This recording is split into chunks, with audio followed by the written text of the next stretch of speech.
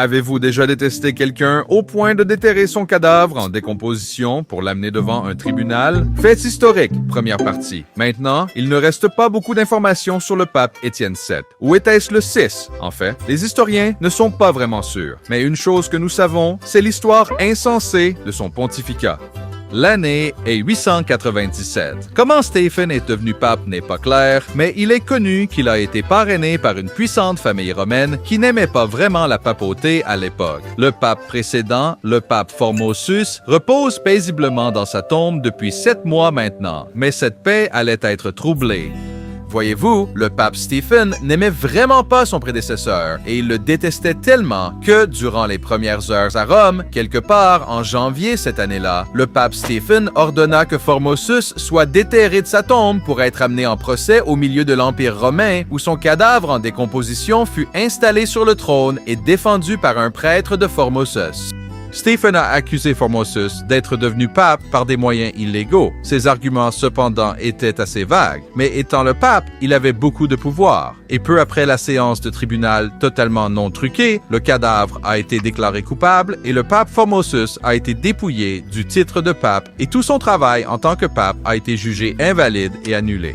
Mais ce n'est pas tout. Après le verdict de culpabilité, Stephen a coupé les 3 doigts de Formosus qu'il utilisait de son vivant pour bénir. Finalement, le corps a été jeté dans une tombe pour étrangers, pas celle d'où il avait été exhumé auparavant, et vous penseriez sûrement que cela doit être la fin de l'histoire. Mais maintenant, ça devient fou. Peu de temps après, de retour dans une tombe, maintenant avec seulement 7 doigts, le pape Étienne ordonna que Formose soit à nouveau déterré et ordonna que son corps soit jeté dans la rivière, où Formose continua d'être emporté par le courant pour que toute la ville puisse le voir.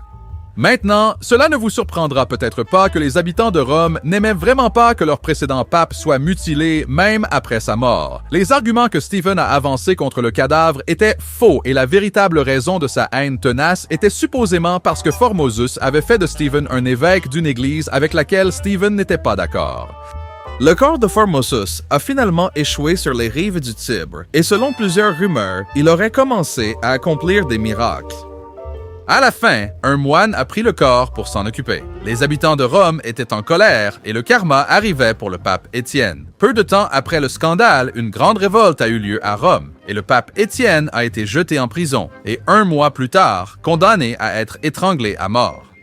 Le pape Formose fut brièvement rétabli dans sa papauté et sa diabolisation annulée, et une loi fut instaurée stipulant qu'aucune personne ne peut être jugée et persécutée après sa mort pour ce qu'elle aurait pu faire. C'est l'étrange histoire de la haine du pape Étienne 7 ou 8 pour Formose.